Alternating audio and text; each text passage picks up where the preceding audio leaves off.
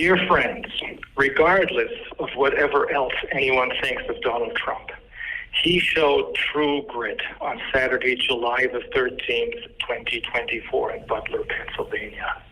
That was his defining John Wayne moment. And on the day after, on Sunday, July 14th, he said in a tweet that he was both ready and able to reunite the United States. I, for my part, applaud him for both his true grit and for that statement. And I sincerely hope that he will use his good relations with Robert F. Kennedy Jr. to collaborate with him. But I'll get to that in more detail in a moment. Let me first give you an update on the status of my criminal case and on how this attempt to break me backfired. About a month ago, the court in my criminal case, out of the blue, suddenly and unexpectedly stated that it intended to stop the hearings and announce a decision against me without hearing the defense's witnesses. Up until then, the court had heard the witnesses of the prosecution, and it had gone halfway through its own list of witnesses. At that point, the prosecution's case had collapsed. The witness's testimony coincides with the content of the case file, even though this case file is absolutely incomplete. In my case, the prosecution is withholding much, much more evidence than the prosecution in Alec Baldwin's case. Roughly 60 to 90 telephone conversations are not documented anywhere. Plus, a bunch of documents are missing in the case. Still, in short, the evidence that came to light so far says, one, yes, there had been a very real and growing danger of the Corona Committee's bank account getting attached, the money therein being seized. Two, yes, I, as the founding director and, of course, face of the Corona Committee, had the power to enter into loan agreements to temporarily protect some of the donation money. And three, I was both ready and able to repay the loan. And four, I would have repaid the loan. I would have done so had the authors of the criminal complaint against me not stolen my money. Precisely at this point in the trial, the court abruptly changed tack and announced that no further hearings were necessary, as it had suddenly come to the conclusion that based on a chat exchange between my former co-host and me, there were no loan contracts. Rather, the presiding judge said, there's only a fiduciary agreement between my former co-host and me, an agreement to transfer the money from one bank account to another and keep it there. Even though no such agreement exists in writing, and even though there had not been an express agreement, not even an express oral agreement to that extent, the court believes that such an agreement had been entered into, judging or gathering this from our actions, an implicit agreement, that is. Well, the fact that even the prosecution had never even attempted to investigate this, but had always argued that there was a loan contract, this makes it even more important for the court to now hear our side of the story and listen to the defense's witnesses so that we can rebut this figment of an imagination running amok. Well, at the very last moment, we managed to stop this brazen attack at the very, very basic ground rules of a fair trial, for now at least.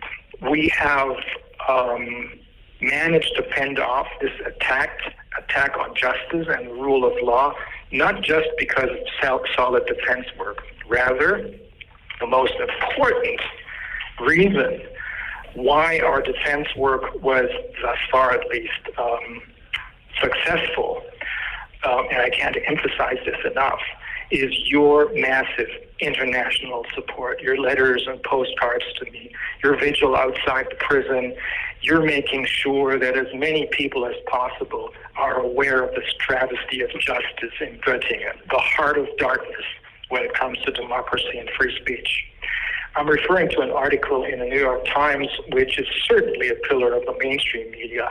But even the New York Times, as I pointed out in my video, this is over a year ago, on the psychology and psychopathy of the panic mongering that was necessary for the pandemic, even the New York Times article describes Göttingen as a very bleak place, as here is the headquarters of a special police unit that not just scours the internet to find and indict people who are asking questions about the measures, but these people in this special unit also pose as right-wing Nazis and try to get others to respond to their incitement in kind, thereby creating right-wing Nazis, which they can then arrest and indict on charges that, of course, violate free speech.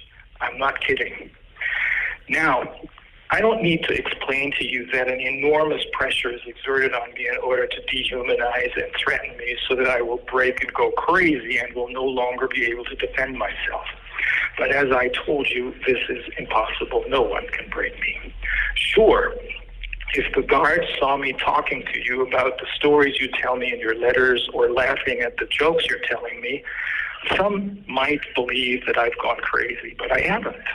I'm only trying to communicate and express my really heartfelt gratitude for your continuing massive human support in a manner they can't control, because there's no other way. I'm trying to do this in a manner they can't control, but that still somehow reaches you. And I believe that my defense work in court shows clearly that it is not I who has lost his marbles. To once more make this clear and unequivocally clear, no one can break me. And this has to do with my grandmother, the mother of my unbreakable mother, who unfortunately suffers from a mix of Alzheimer's and dementia, but still remembers me and waits for me to visit her in the nursing home where she is now living and where my sister visits her every other day. And for that, I thank her. I thank my sister. Now, my grandmother, it was a very interesting character. She died at age 100 in 2008, fit as a fiddle up to the very end. My grandmother always told me over and over and over again, Rainer, you can do and achieve anything you like, but you must never let yourself go. What she meant was, one, take care of your body, wear clean clothes, of course, and two, be someone of integrity. Do not disappoint those who trust you and keep your promises. These are very simple ground rules, but I always found them easy to follow, and they make perfect sense. And that is why no one can ever break me, especially not with all of you keeping me afloat and on higher ground. I will not disappoint my grandmother, Emma. But look, here's the kicker.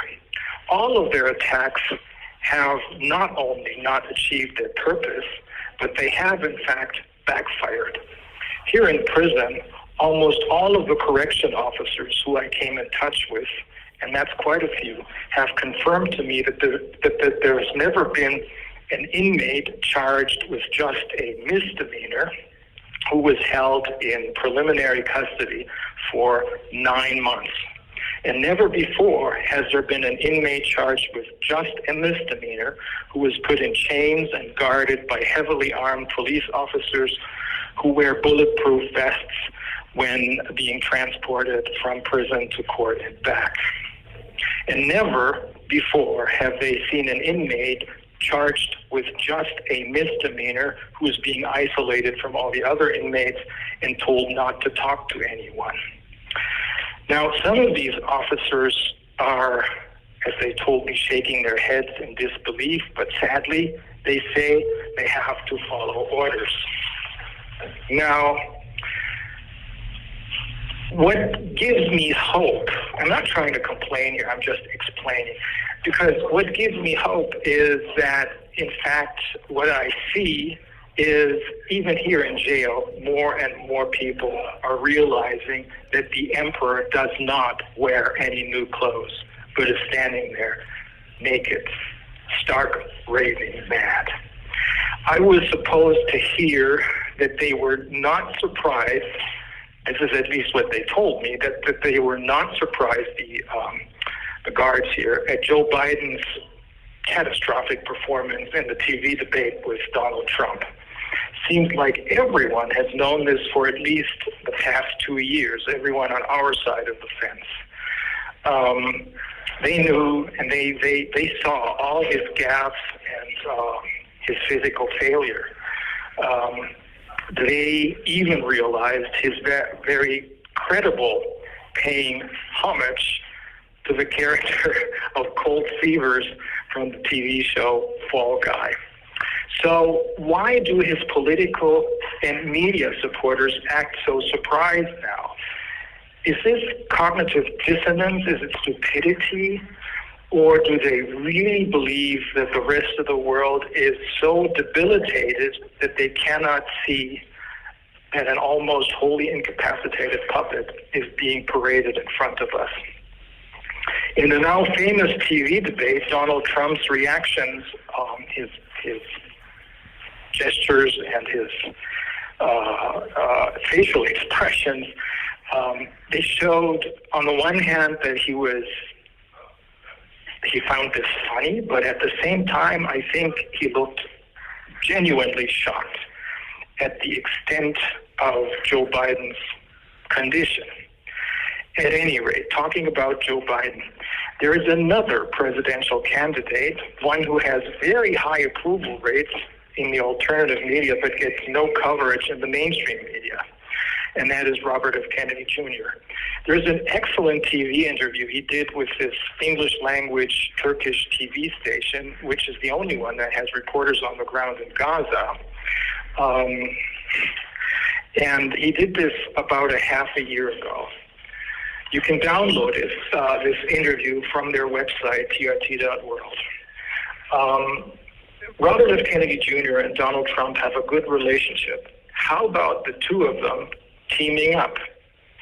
Maybe then finally Robert F. Kennedy Jr. will get the Secret Service protection he should have gotten a long time ago as a presidential candidate. How about if Donald Trump makes Robert F. Kennedy Jr. his Attorney General? I can't think of a better choice. This would guarantee that the pandemic will be investigated and that the perpetrators will be held to account. Remember RFK's book, The Real Anthony Fauci? Well, Fauci would almost certainly go to jail, but so would his counterparts in Germany, France, the UK, Italy, Sweden, Japan, Canada, New Zealand, Australia, and so on and so on. And guess what? We, the group of international attorneys, and I have all the evidence. I'm 100% certain that we would, all of us, be more than happy to help. Now, in this totally absurd situation, chaotic craziness, I'll give you two songs. One is called Crazy by Gnarls Barkley, and the other one, that's the positive one, is by Martha and the Vandellas, and it's called Dancing in the Street. So, no fear, we will win. See you all later.